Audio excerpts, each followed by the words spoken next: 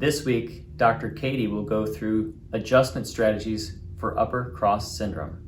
Hi, I'm Dr. Katie. I'm going to demonstrate common ways we adjust the neck, upper back, and shoulders to restore joint movement and improve proprioception in upper cross syndrome cases.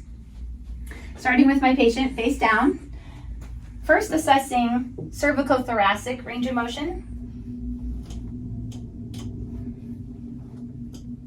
Sergio, I'm going to have you turn your head to the right. Great. Back to face down. Next, a prone adjustment for improving thoracic extension. Take a deep breath. All the way out. Great. I'll have you turn onto your back.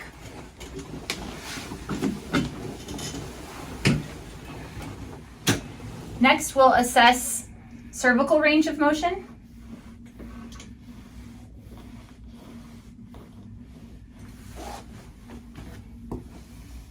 And this adjustment is for improving upper cervical range of motion. This is an option for improving thoracic range of motion. I'm going to give you a little hug.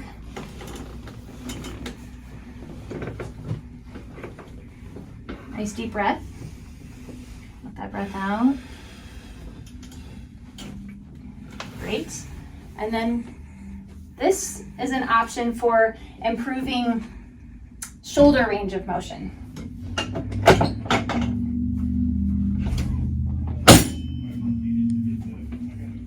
Thank you, Sergio. Thank you.